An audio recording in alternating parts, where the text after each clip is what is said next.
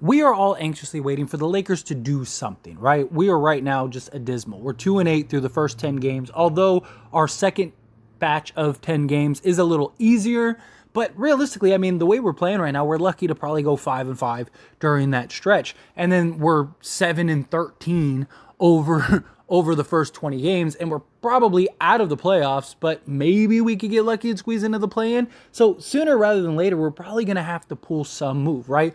Pacers deal, Buddy Hield and Myles Turner look great. They've engaged in conversations with the San Antonio Spurs, things like that, right? And whatever, do something, right? Get some deal done, improve this roster, make us better so we can try to be competitive this year. Although I don't want to see the Lakers do a trade just to do a trade, right? You don't want to end up putting yourself in a position to where you're stuck, right? Better to have one bad year than several bad years, but still, do something. Even if you're just taking Patrick Beverley and Kendrick Nunn, who have been essentially unplayable for us most of this season, take them and go get even just a minor move, even just something to kind of just upgrade the roster. Maybe go get us another player that can come in and actually cause an impact. And you'd be surprised how much could change. Now, I don't think one player or maybe even two players will come in. Like, I don't think Buddy Hield and Myles Turner is going to completely turn around the Lakers. I think it makes us better. I think that we could be a much better team. But I really think this team needs like 3, 4, maybe even 5 guys to come in. At least 3, so you have 3 starting caliber guys, right? We need at least 3 more starting caliber guys to put around LeBron James and Anthony Davis. That would allow Walker and various others to kind of go to the more natural roles as, like, 6th man, 5th man, 7th, things like that. So now if Walker goes and gives us 15, it's much more impactful than right now, where he's kind of like our 3rd, 4th best player on the team, and that's not what he was designed to be. He was designed to be our 5th, 6th, 7th best player, right? Well, we got an update that looks like the Lakers, they may not even do anything. They're based on this report, they're not going to do the Pacers deal, or they're not going to re-engage in discussions, and even the Brooklyn Nets deal. So here's what it says. The Los Angeles Lakers are reportedly waiting for a specific player to become available in order to trade point guard Russell Westbrook and their first-round picks in 2027, 2029. Specific player. Now, it doesn't mention who that is, but I have an idea of what it might be. So Howard Beck of Sports Illustrated reported Tuesday on the Crossover NBA show via Peter Dewey of Lakers Daily, the LA doesn't plan to circle back to the previous discussions involving the Brooklyn Nets, Kyrie Irving, and the Indiana Pacers, Myles Turner and Buddy Hield. And in those discussions, when I brought up the Lakers, the pushback I was getting was they're waiting for a specific player, Beck said. That they're not doing the Pacers deal, that they won't do the Kyrie deal, now that we for sure thought they would a couple months ago, is an indication that the Lakers are waiting for a bigger piece to come loose that they think they can trade Westbrook in a first-round pick for. Now, here's the thing, right? So they're not doing the Indiana Pacers deal. They're not going to trade for Kyrie Irving. I don't blame them for not wanting to trade for Kyrie Irving, right? At this point, it's not worth the risk, right? Now, if Kyrie gets bought out and we can sign him, sure, because now he's a non-guaranteed $2.6 million guy, right? That is low risk, high reward. He might be the best vet minimum guy in NBA history. So that I can understand. But to go and trade for him, give up any assets for him, unless maybe if you're trading a second round pick. But the problem is, again, like Kyrie, I think makes us better, much better, much better. But I still don't know. Not the way LeBron's playing right now. Davis disappearing in second halves. Maybe, if Kyrie comes in and he's that other scoring punch, our defense, I definitely think it makes us a better team, and I would take my chances in the playoffs. I'm not saying it's like, oh, there's no way. I just don't know if, based on what we've seen so far, that just Kyrie Irving would make us a guaranteed, contender, right? I'm not saying guaranteed to win the championship, but just a contender. But I do think it puts us about as close as it can get, just because of the impact that Kyrie Irving has, right? And, he's a guy that can completely take over games, that can close down the stretch, stuff like that. That's hugely beneficial for this Lakers team, which is struggling with both of those. And we really need scoring. But the problem is that, if you're not going to do the Pacers deal, which it says that they're not going to re-engage in the Pacers deal, and my kind of thinking with that is, they don't, why would they want to re-engage? There's no point in them re-engaging with the Indiana Pacers, because the Indiana Pacers are not going to drop their price at 2 first. So if you're the Lakers, what the Pacers want. So the only way you're going to re-engage in that is if you're willing to give up both first. And then you're just calling them up saying, hey, we'll give you both first, right? So there's no reason, like, I don't mind them not re-engaging with the Pacers. And then the Nets, again, makes no sense. So this report, I don't think is just like, what are the Lakers doing, right? The Lakers, we got a report that they have reached out and discussed with the Spurs. I think that they're trying to work out a Spurs deal and then maybe leverage that into also a Pacers deal. Maybe they can work out a 3-team, something like that. Or then maybe if they can just get one first, then they can re-engage with the Pacers to maybe just get Myles Turner. But why would you want to re-engage with the Pacers when you know what the deal is? The deal hasn't changed. It's not going to change. Maybe later on towards the trade deadline, maybe the Pacers reach out and go, okay, well, we want to get something for Myles Turner, so we'll take one first. But if you're the Lakers, there's no point in that. My concern is that specific player. What player are you waiting for? Unless the Lakers have some like inside information that they believe, somebody of significance is going to become available and they want to make a move, then it doesn't make any sense, right? Unless they're waiting for, say, Kevin Durant, because it says they won't re-engage with the Nets for Kyrie Irving. And then we also got a report the other day, which I covered here on this channel, about how the Lakers should wait and be patient for Kevin Durant, because Kevin Durant might end up being available again, and that teams have already reached out and all that stuff, and that the Lakers could offer both first and Anthony Davis for Kevin Durant. So maybe that's the specific player that they're waiting for. Maybe they're waiting for that. Maybe they think that the Brooklyn Nets would be willing to take on Anthony Davis. That could be a possibility, especially depending on what other teams are out there. I just don't think it would happen. I don't. I think you could do worse than Anthony Davis, right, if you're the Brooklyn Nets. But I just think if you're trading Kevin Durant, you're probably looking for a younger package, right? You're probably looking for some 25, 26-year-olds, and if you do get like a 30-year-old, it's like more of a glue guy, role guy, like the Celtics deal, something like that, right? I think that they would rather have that, or like the Suns deal, something like that.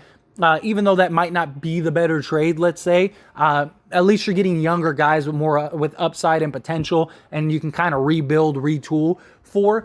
So outside of that, who is the specific player that they're waiting for?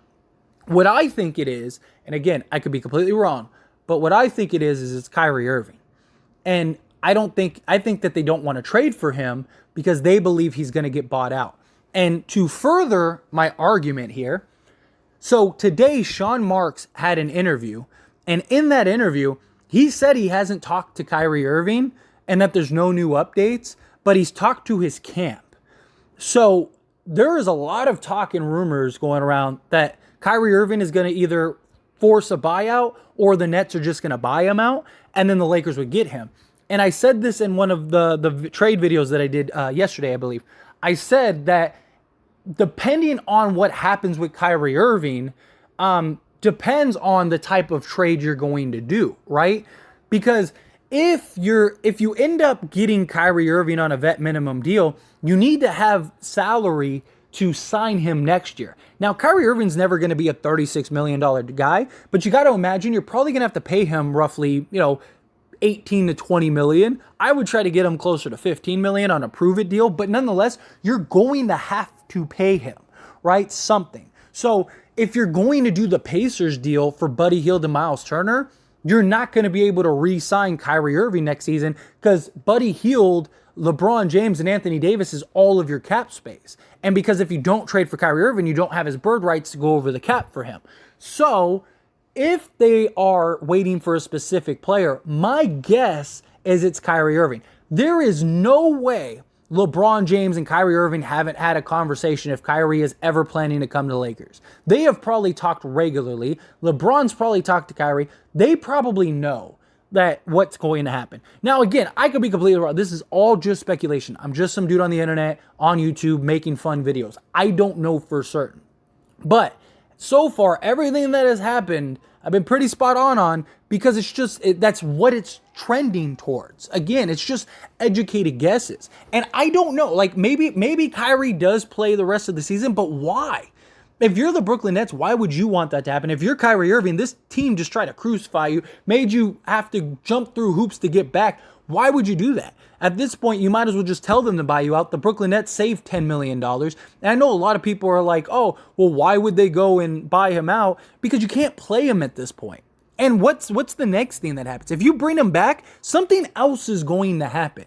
And if you're the Brooklyn Nets, that's the last thing you need. You are in an absolute mess. And they just chose not to hire Ime Udoka because of the backlash and the responses. So obviously there's pressure on Brooklyn, and they're going to continue to have pressure as long as they have Kyrie Irving, and people want Kyrie Irving to get out of there. And it's not like Kyrie has a bunch of options. And I know people are like, oh, well, Kyrie's not going to play for LeBron James because LeBron James said mean things about him. Like, it's not like they're best friends anyway. It's not like LeBron said much worse things about Kyrie Irving. Kyrie Irving has said much worse things about LeBron James.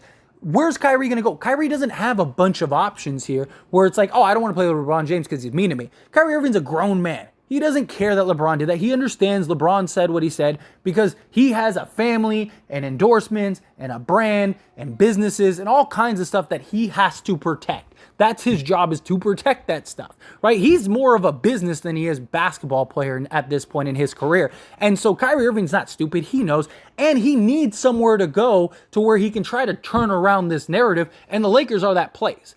Kyrie Irving doesn't care that LeBron James said mean things about him. I'm telling you, he doesn't. He didn't care when they were in Cleveland. And even after everything that Kyrie and LeBron have been through and all the jabs that they've taken at each other, Kyrie still has said he wants to go to the Lakers. Look, he doesn't care. He just wants to get out of Brooklyn at this point. And whether it's this season or next season, sooner or later it's going to happen.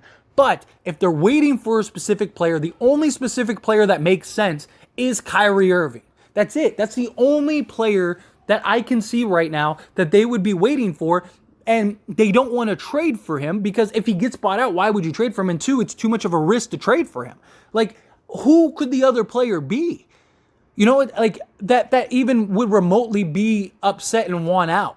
Unless like Jaylen Brown, because the Celtics were willing to trade him, but I don't think the Celtics would do that. So, like, who is it? Like, the only thing I can think of is Kyrie Irving, and they don't want to make a trade because if Kyrie gets bought out, then they could end up putting themselves in a position where they can't keep Kyrie after this season. And if you're going to go get Kyrie Irving, you're going to want to keep him for the long haul. So if you end up getting Kyrie Irving, then you're probably doing the Spurs deal. And that's why they keep trying to hone in on the Spurs trade. Because here's the thing. All of the Spurs players are all expiring deals. So they would still have the cap space and they'd have their bird rights. So I think that that's why they're trying to work out a Spurs trade right now.